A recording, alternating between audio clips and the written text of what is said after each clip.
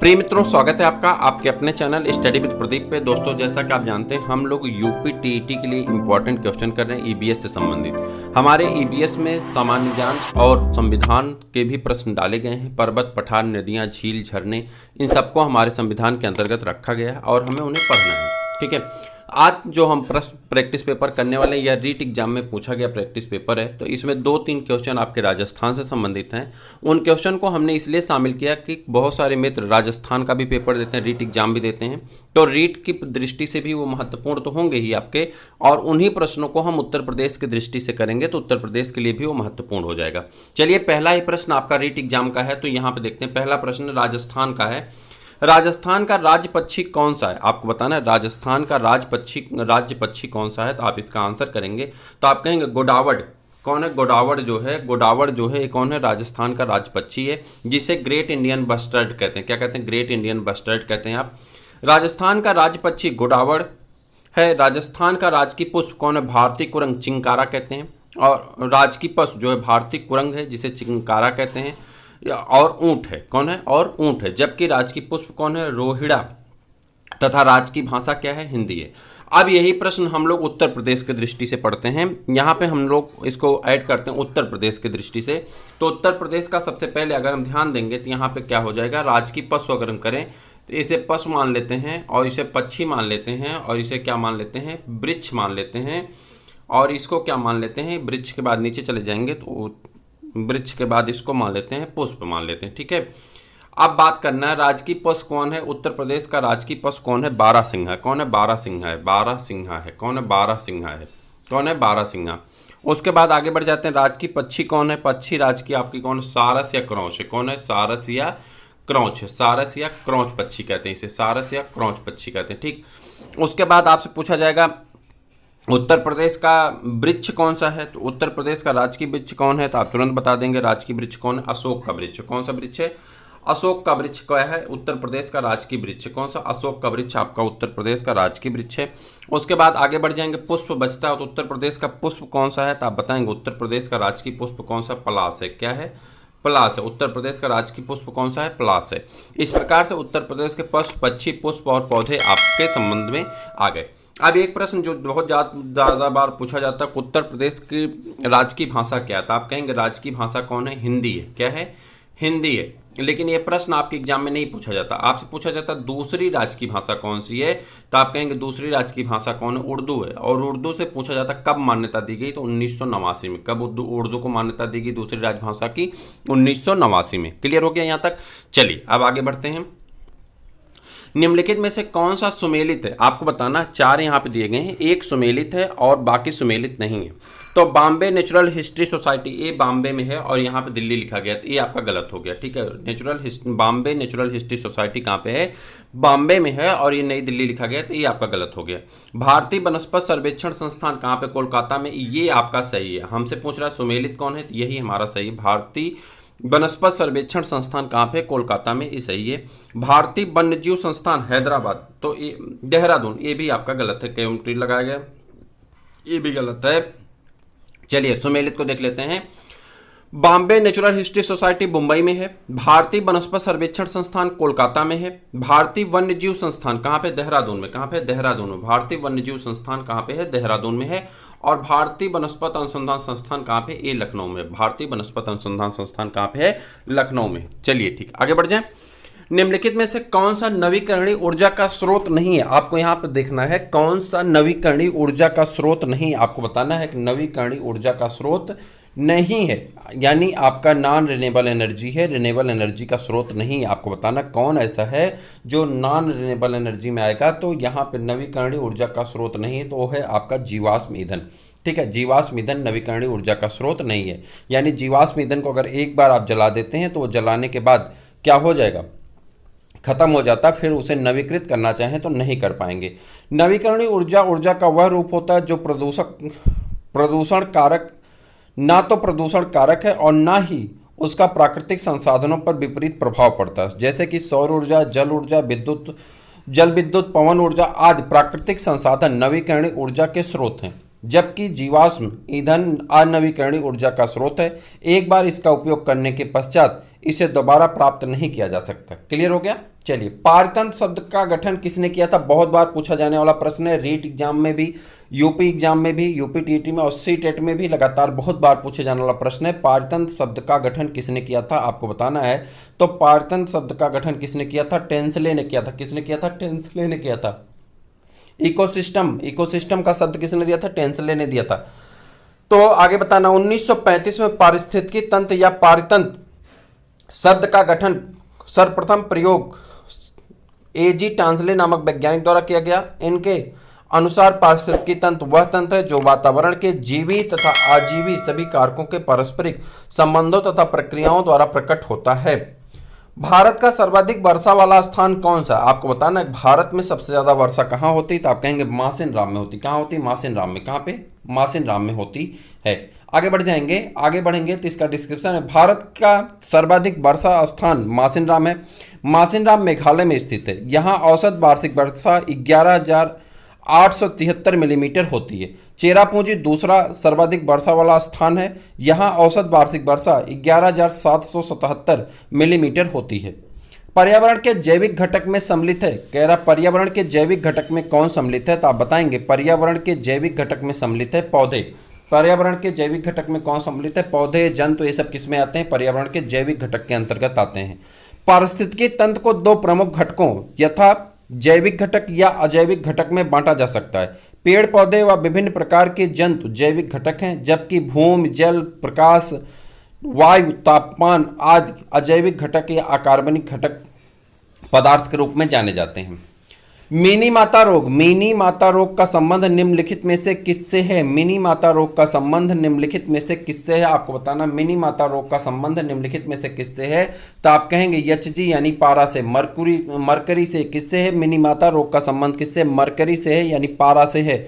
Mini माता रोग का संबंध मरकरी या पारा प्रदूषक से है। वर्ष 1953 में सर्वप्रथम यह रोग जापान में मिनीमाता की खाड़ी में के निकट रहने वाले मछुआरों में देखा गया था, जो पारे की उच्च सांद्रता युक्त मछली खाने से बीमार हो गए थे। इस बीमारी से मांसपेशियां कमजोर हो जाती हैं, अंधापन व पक्षाघात हो जाता है और अंत में मृत्यु हो जाती है। मिनीमाता का रोग संबंध किससे है, मिनीमाता का रोग संबंध किससे है, तो आपका वही प्रश्न रिपीट होगा, मरकरी या पारा से। ठीक है। निम्नलिखित में से अप्रक्षेपित शिक्षण सामग्री कौन सी है, निम्नलिखित में से अप्रक्षेपित शिक्षण सामग्री कौन सी है, आपको बताना है कि कौन सी अप्रक्षेपित शिक्षण सामग्री है। फिल्म स्ट्रिप, चार्ट, चित्र विस्तारक यंत्र और स्लाइड्स, आपको बताना है कौन है, तो यहां पर आप कहेंगे चार्ट। कौन पे, चार्ट। चलिए, निम्नलिखित में से कौन सी गतिविधि पर्यावरण संरक्षण से संबंधित नहीं है, कह रहा कौन सी ऐसी गतिविधि है जो पर्यावरण संरक्षण से संबंधित नहीं है, आपको बताना, नहीं वाला आंसर करना है। पर्यावरण संरक्षण से संबंधित नहीं है, कौन सी ऐसी गतिविधि है जो पर्यावरण संरक्षण से संबंधित नहीं है, आपको आंसर करना है वनोन्मूलन। कौन, वनोन्मूलन। कौन है, वनोन्मूलन। प्राकृतिक संसाधनों का संरक्षण सही है, बृहद पौधारोपण सही है, जलाशयों की सफाई ये भी सही, तो यहाँ पे वनोन्मूलन आपका जो है सही नहीं है। वनोन्मूलन पर्यावरण का संरक्षण नहीं करता बल्कि पर्यावरण को हानि पहुंचाता है। वनोन्मूलन का मुख्य कारण तेजी से हो रहा औद्योगिकरण है, जिसमें वनों को काटकर नगरों की स्थापना की जा रही। प्रश्नगत अन्य विकल्प पर्यावरण संरक्षण से संबंधित हैं। पर्यावरण शिक्षण में सामूहिक चर्चा से संबंधित शिक्षण विधि कौन सी है, पर्यावरण शिक्षा में सामूहिक चर्चा से संबंधित शिक्षण विधि कौन सी है, आपको बताना है कौन सी शिक्षण विधि है, तो आप कहेंगे विचार गोष्ठी। कौन सी है, विचार गोष्ठी जो है सामूहिक चर्चा से संबंधित शिक्षण विधि है।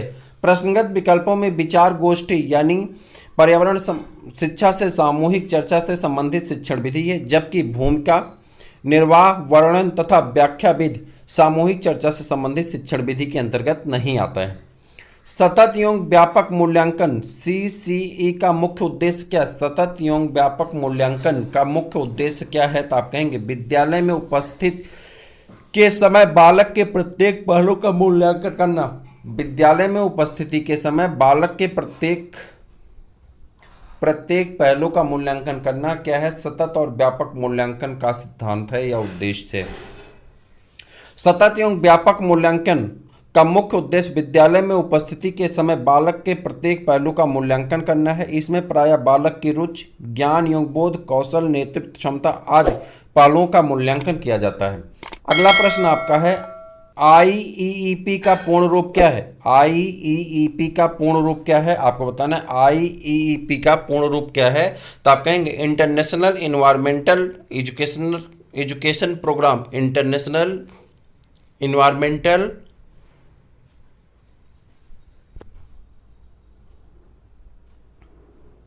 Education programme. क्लियर? चलिए,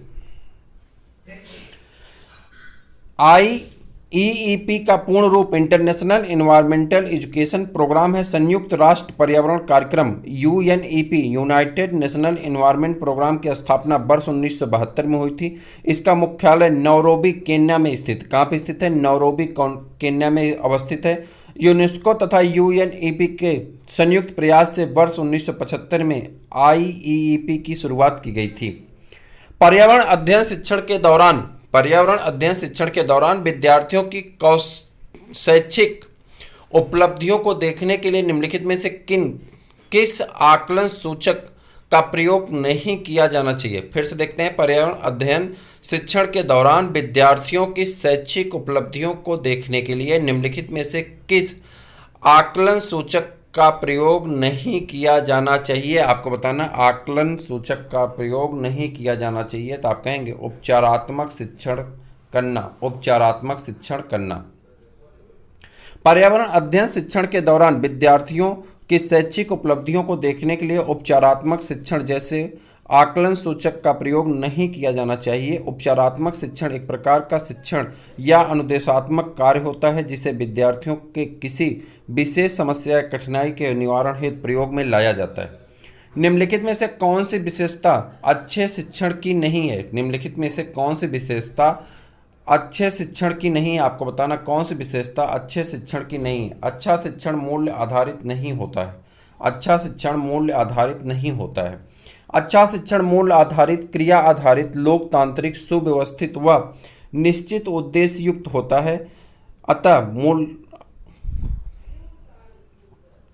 निम्नलिखित में से कौन सा विकल्प पर्यावरण अध्ययन की विषय वस्तु में सम्मिलित नहीं किया जाता? निम्नलिखित में से कौन सा विकल्प पर्यावरण अध्ययन की विषय वस्तु में सम्मिलित नहीं किया जाता है? आपको बताना है कौन सा विकल्प पर्यावरण अध्ययन की विषय वस्तु में सम्मिलित नहीं किया जाता है। तो आप कहेंगे राजनीतिक संरक्षण। कौन? राजनीतिक संरक्षण। प्रश्नगत विकल्पों में राजनीतिक संरक्षण, पॉलिटिकल कंजर्वेशन को पर्यावरण अध्ययन की विषय वस्तु में सम्मिलित नहीं किया जाता है, जबकि वन संरक्षण, जल संरक्षण एवं मृदा संरक्षण पर्यावरण अध्ययन की विषय वस्तु में शामिल है।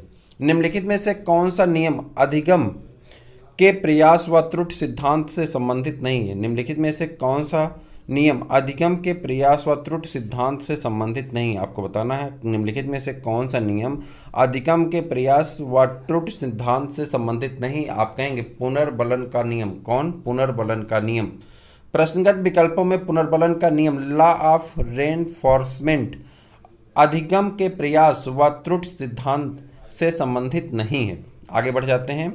भारत में बाल श्रम को प्रतिबंधित करने के लिए बाल श्रम निषेध एवं विनिमय अधिनियम किस वर्ष में पारित किया गया था? बाल श्रम निषेध किस वर्ष में पारित किया गया था? तो आप बताएंगे कब पारित किया गया था? तो 1986 में। भारत में बाल श्रम को प्रतिबंधित करने के लिए बाल श्रम निषेध एवं विनिमय अधिनियम मूलतः वर्ष 1986 में पारित किया गया। इसके तहत 14 वर्ष से कम आयु के बालकों को निर्दिष्ट व्यवसायों और प्रक्रियाओं में नियोजित करने पर रोक लगाया गया। भारत में लड़कियों और लड़कों के विवाह की न्यूनतम आयु कानूनी आयु क्या है? कह रहा है कानूनी आयु क्या है? अभी लड़की की 18 वर्ष है और लड़के की 21 वर्ष है। उसके बाद राजस्थान की वस्त्र नगरी का क्या नाम है? राजस्थान की वस्त्र नगरी, रीट एग्जाम का प्रश्न है, मैंने पहले ही बताया था, भीलवाड़ा। क्या नाम है? भीलवाड़ा। क्या नाम है? भीलवाड़ा। नशीली दवाओं की लत को नियंत्रित करने हेतु आमतौर पर प्रयुक्त की जाने वाली औषधि का नाम क्या है? नशीली दवाओं की लत को नियंत्रित करने हेतु आमतौर पर प्रयुक्त की जाने वाली औषधि का नाम क्या है? नशीली दवाओं की लत को नियंत्रित करने के लिए आमतौर पर प्रयोग की जाने वाली औषधि का नाम क्या है? पैथिडीन है। क्या है? पैथिडीन है। क्या नाम है? पैथिडीन है। पैथिडीन है। नशीली दवाओं की लत को नियंत्रित करने हेतु आमतौर पर प्रयुक्त की जाने वाली औषधि का नाम पैथिडीन है। फॉलिक अम्ल अनीमिया के निवारण हेतु प्रयुक्त की जाती विटामिन सी का रासायनिक नाम एस्कॉर्बिक अम्ल है, जिसकी कमी से स्कर्वी नामक रोग हो जाता है। निम्नलिखित में से कौन सा 100% खुले में शौच मुक्त राज्य है? कैसा कौन सा ऐसा राज्य है जो 100% खुले में मुक्त राज्य हो गया, यानी खुले में शौच से मुक्त हो गया है? तो केरल। भारत के प्रधानमंत्री नरेंद्र मोदी ने 2 अक्टूबर 2014 को स्वच्छ भारत अभियान की शुभारंभ किया था, जिसका उद्देश्य वर्ष 19 तक भारत को पूर्णतः स्वच्छ बनाना है। केरल भारत का प्रथम राज्य है जिसमें 100% खुले में शौच मुक्त ODF राज्य घोषित किया गया। राजस्थान के राज्यसभा सांसदों की कुल संख्या है, राजस्थान के राज्यसभा सांसदों की कुल संख्या है कितनी है? तो राजस्थान के राज्यसभा सांसदों की कुल संख्या कितनी है? 10 है। तो उत्तर प्रदेश में कितनी है? तो आप कहेंगे उत्तर प्रदेश में कितनी सांसदों की संख्या? आप आंसर करके बताइए उत्तर प्रदेश में कितने सांसद होते हैं? सांसद की बात हो रही है। और विधानसभा सीट कितनी, ये भी आप आंसर करके बताइए विधानसभा सीट कितनी है? तो आप बताइए उत्तर प्रदेश में विधानसभा सीट कितनी है? आप इन दोनों चीज़ों पे आंसर करके बताइए। नायलॉन का आविष्कार किसने किया था? नायलॉन का आविष्कार इंपॉर्टेंट क्वेश्चन की श्रेणी में हम रखते हैं इसको, मोस्ट इंपॉर्टेंट। नायलॉन का आविष्कार किसने किया था? बहुत इंपॉर्टेंट क्वेश्चन है। वालेस कैरोथर्स। किसने? वालेस कैरोथर्स। नायलॉन एक कृत्रिम रेशा है जो कार्बनिक अणुओं के बहुलकीकरण द्वारा बनाया जाता है। इसका आविष्कार सर्वप्रथम 1935 ईस्वी में वालेस कैरोथर्स द्वारा किया गया था। निम्नलिखित में से कौन सा राज्य राजस्थान से संबंधित नहीं? कह रहा कौन सा राजस्थान से संबंधित नहीं? कह रहा कौन सा ऐसा है जो राजस्थान से संबंधित नहीं है? बाड़ेश्वर मेला, पुष्कर मेला, खेजड़ली मेला और माघ मेला। माघ मेला ये नहीं संबंधित है, बाकी 4 मेला कहाँ से संबंधित है? राजस्थान से संबंधित है। माघ मेला कहाँ संबंधित है? उत्तर प्रदेश से संबंधित है। एक कहाँ पे लगता है? संगम लगता है इलाहाबाद के तट पे, यानी प्रयागराज के तट पे संगम लगता है। ठीक है, गंगा नदी का तट है प्रयागराज में, तो वहाँ पे संगम लगता है जिसे माघ मेला के नाम से भी जाना जाता है। भारत में प्रथम रेलगाड़ी की शुरुआत कब हुई थी? भारत में प्रथम रेलगाड़ी की शुरुआत कब हुई थी? आपको आंसर करना, भारत में प्रथम रेलगाड़ी की शुरुआत कब हुई थी? तो ये 1853 ईस्वी में। कहाँ से कहाँ तक चली थी? 1853 ईस्वी में 16 अप्रैल 1853 ईस्वी से मुंबई से थाने तक के बीच चलाई गई थी। प्रथम रेलगाड़ी कहाँ से? मुंबई से थाने के बीच में चलाई गई थी। उस समय भारत का गवर्नर जनरल कौन था? डलहौजी था। कौन था? डलहौजी था।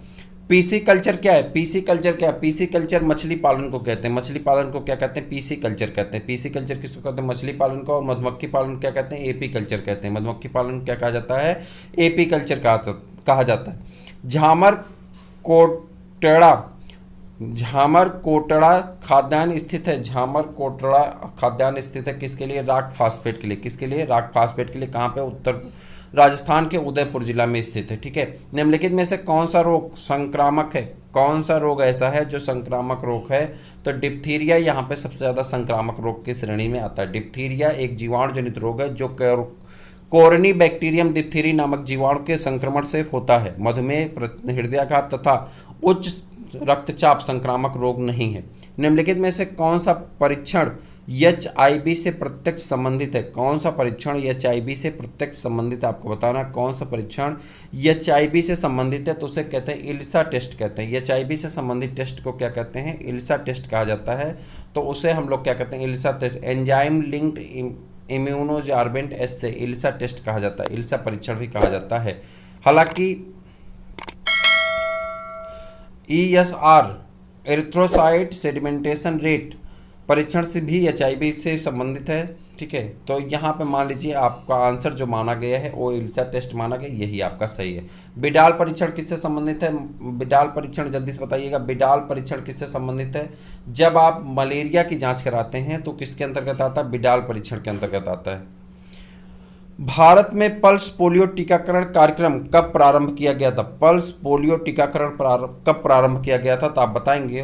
पल्स पोलियो टीकाकरण प्रारंभ किया गया था 1995। भारत में विश्व स्वास्थ्य संगठन WHO ने वैश्विक पोलियो उन्मूलन प्रयास के परिणाम स्वरूप वर्ष 1995 में पल्स पोलियो टीकाकरण कार्यक्रम प्रारंभ किया। इस कार्यक्रम के तहत 5 वर्ष से कम आयु के बच्चों को पोलियो की समाप्ति तक प्रतिवर्ष दिसंबर और जनवरी माह में ओरल पोलियो टीके की 2 खुराकें दी जाती थी। वर्ष 2014 से WHO ने भारत को पोलियो मुक्त राज्य घोषित कर दिया, पोलियो मुक्त राष्ट्र घोषित कर दिया। कब? 2014 में। इस प्रकार से आज की सीरीज के आपके 30 प्रश्न होते हैं पूरे। मुझे उम्मीद है कि आपको ये वीडियो बहुत पसंद आया होगा, तो अपने दोस्तों को शेयर करिए। फिर मिलते हैं किसी और वीडियो में, तब तक के लिए इजाज़त दीजिए। जय हिंद।